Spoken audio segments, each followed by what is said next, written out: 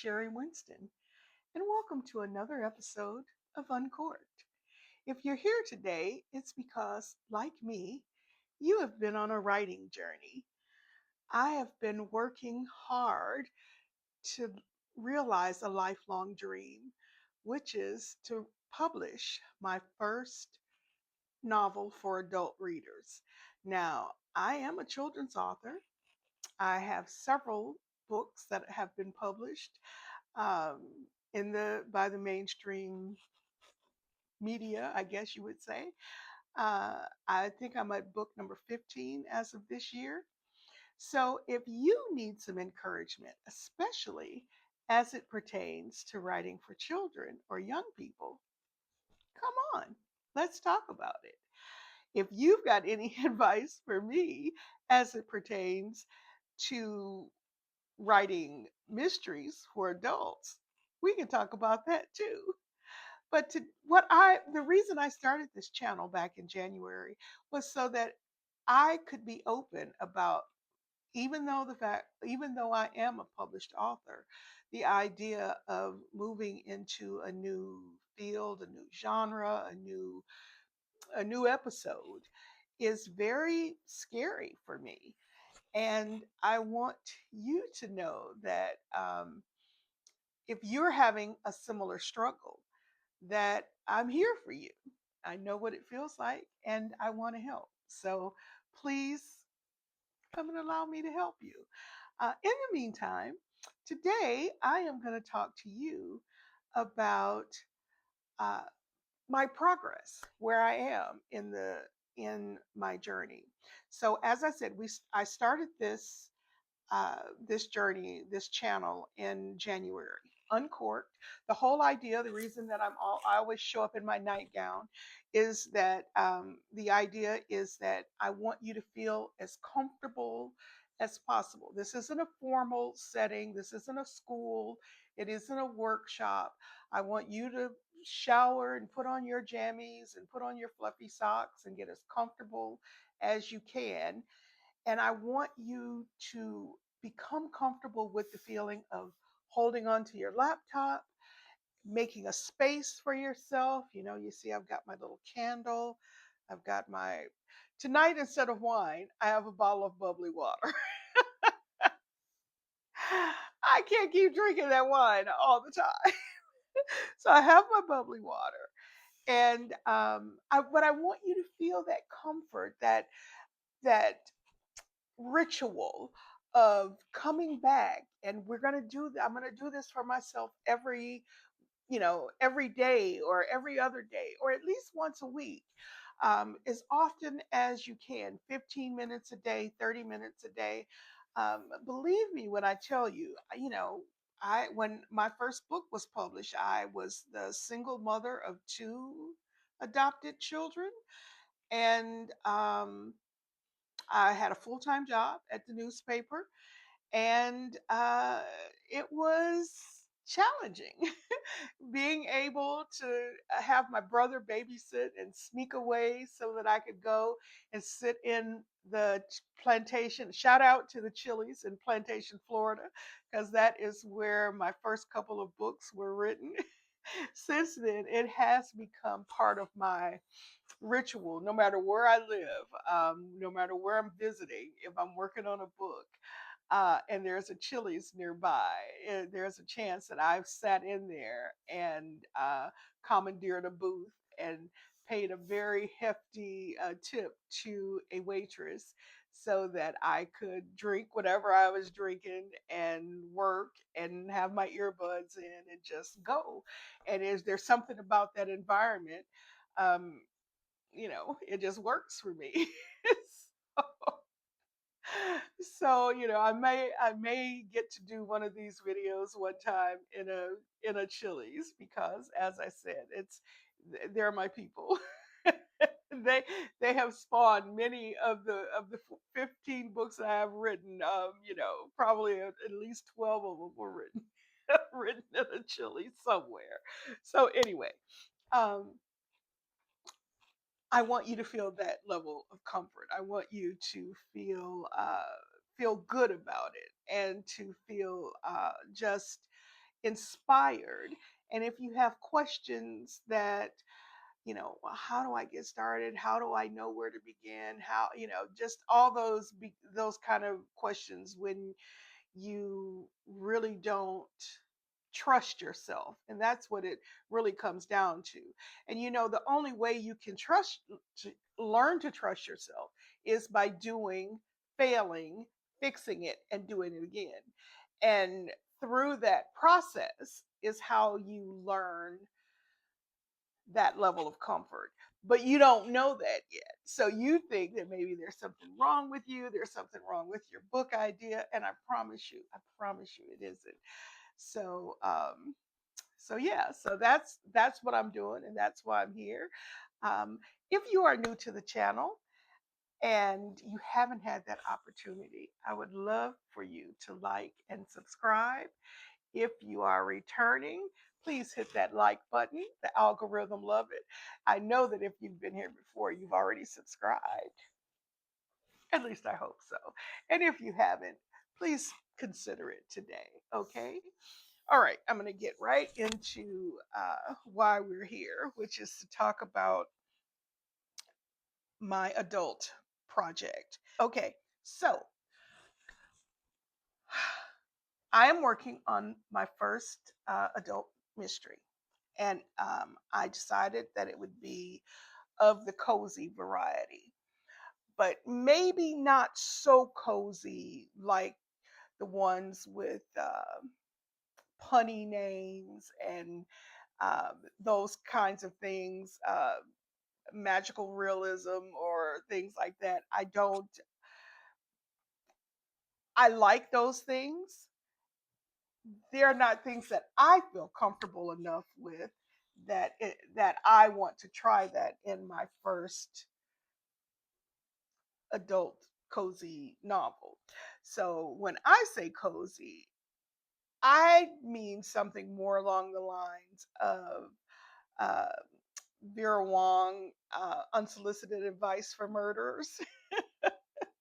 If you haven't heard or read the novel by Jesse Q. Sutanto, run, I say, and go get that book. Vera Wong's Unsolicited Advice for Murderers is especially on audio. I didn't read it in the book form. Probably if I read a future one now, I would still hear that narrator. But to listen to it on audio, it is perfection.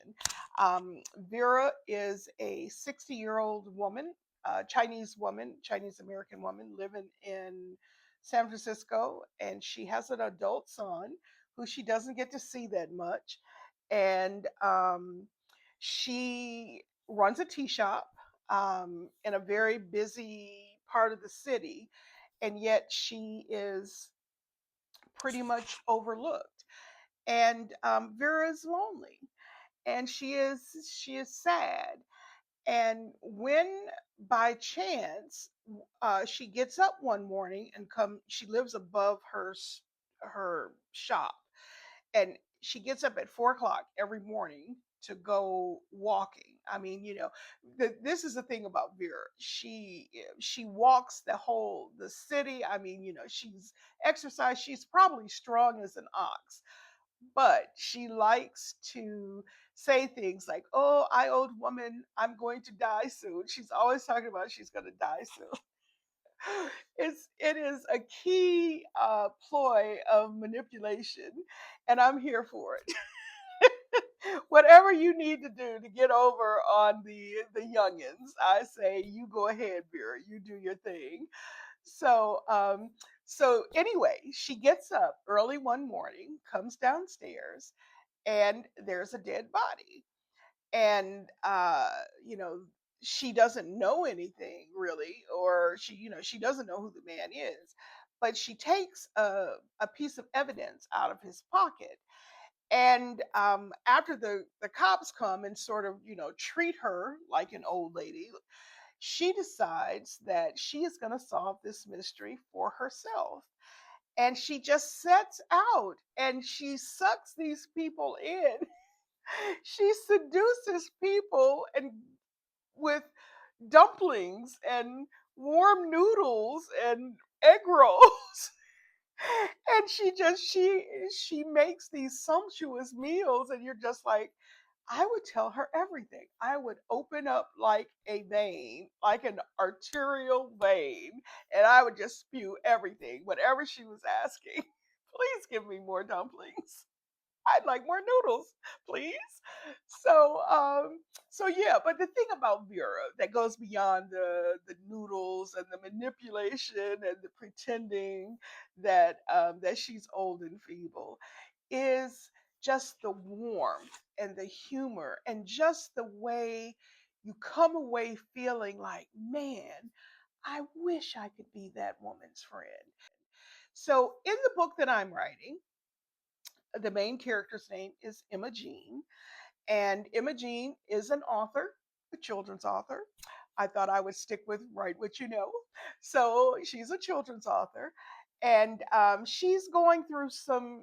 So she's got some grief issues that I guess you would say unprocessed grief, and she divorced her husband 5 years ago, and she's thrown herself into her work, her writing, her children's writing, um, is better than it's ever been in terms of sales and all of that, but she feels empty, she feels hollow and empty, and now she's returned home to a small town in Michigan where where she grew up.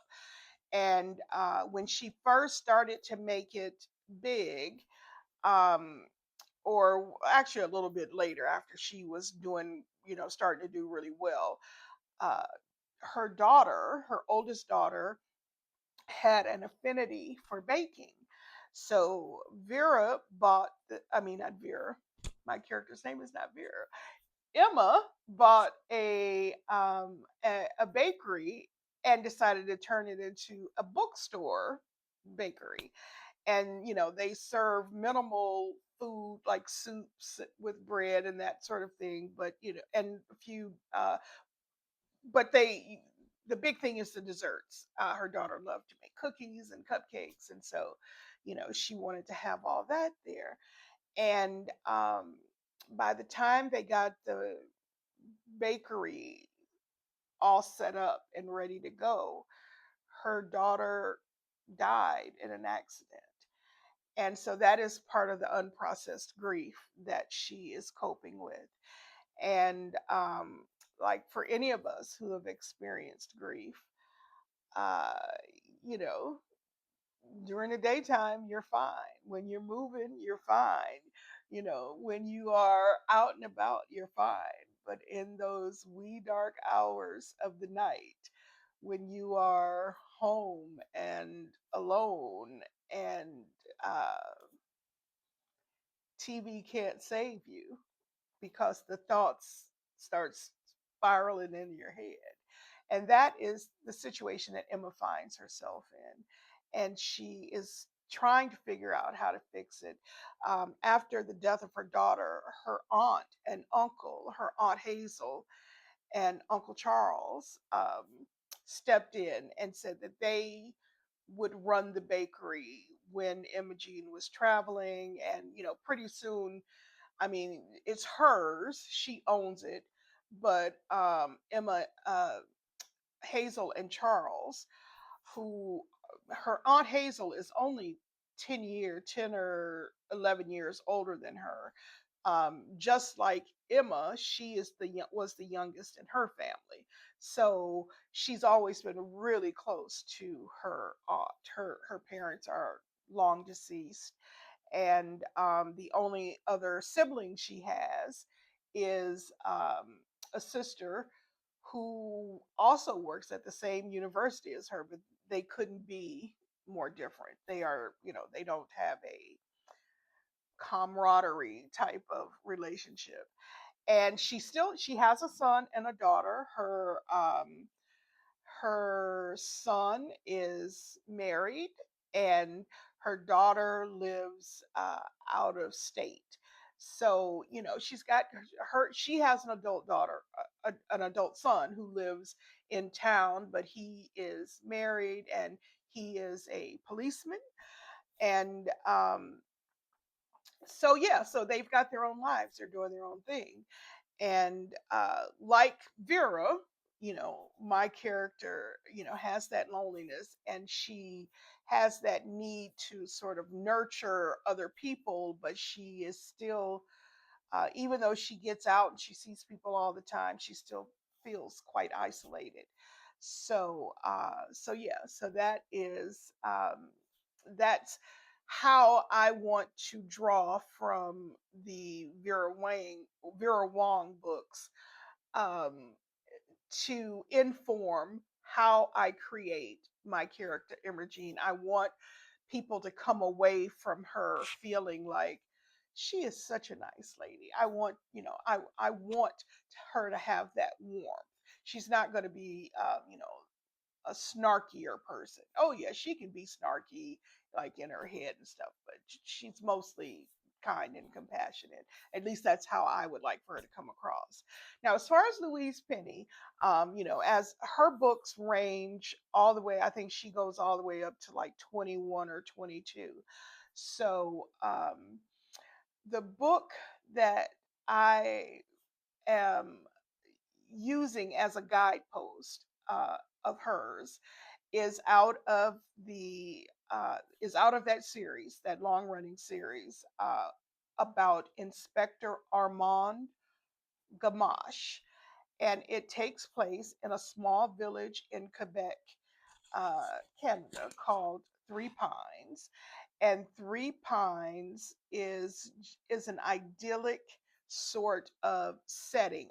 Three Pines is a character all unto itself, and that is some of what I want to bring to my book. The area where my character is in Michigan is a little village not far from a well-known black enclave from back in the 60s.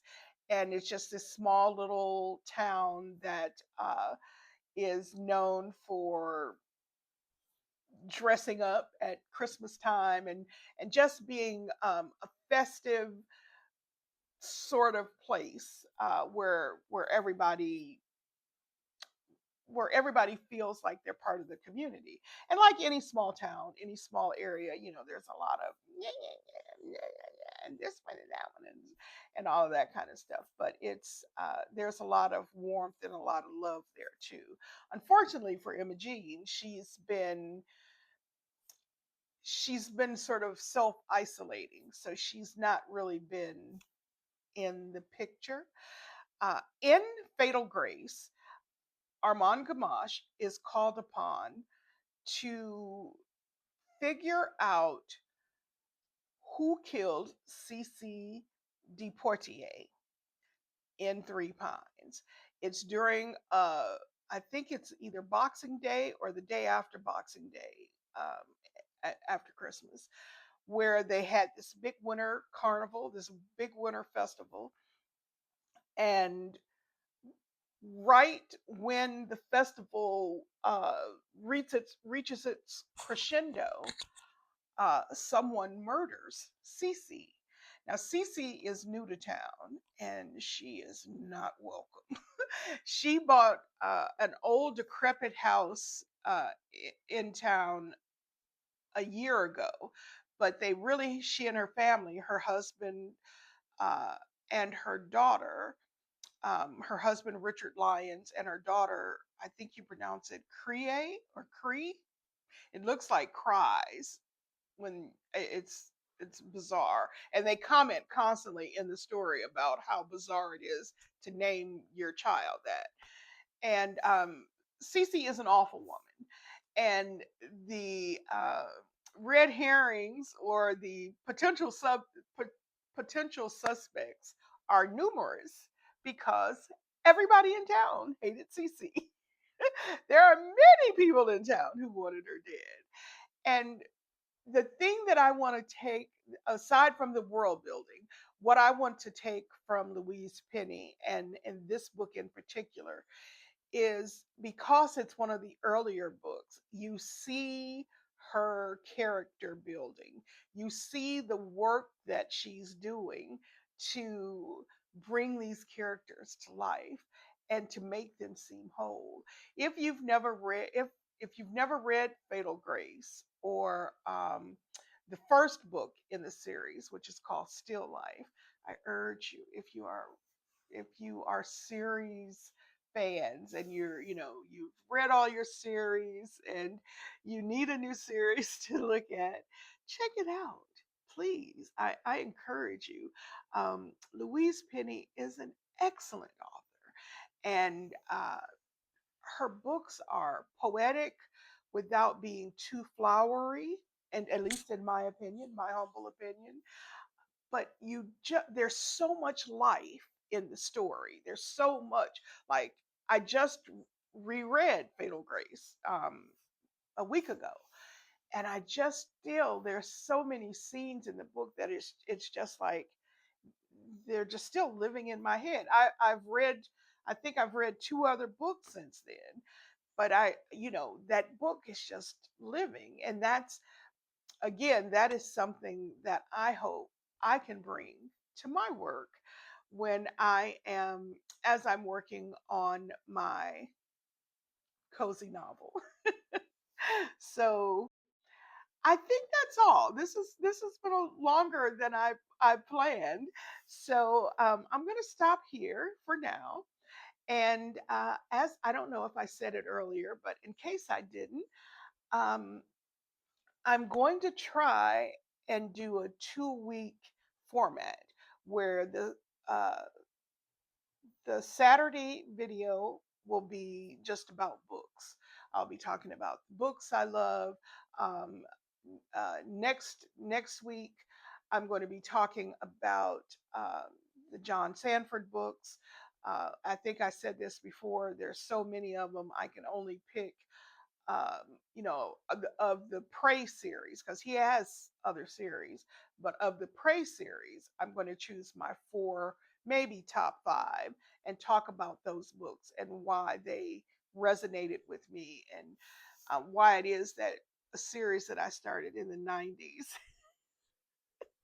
when I was a mere child, why it is that it's still I still remember them, and they're still some of my favorite all-time books. So we're going to talk about that, and I'm hoping next week when I talk about writing, my Wednesday video will be a little bit shorter. Try to shrink it down. Maybe I'll choose one book that is informing my writing that week.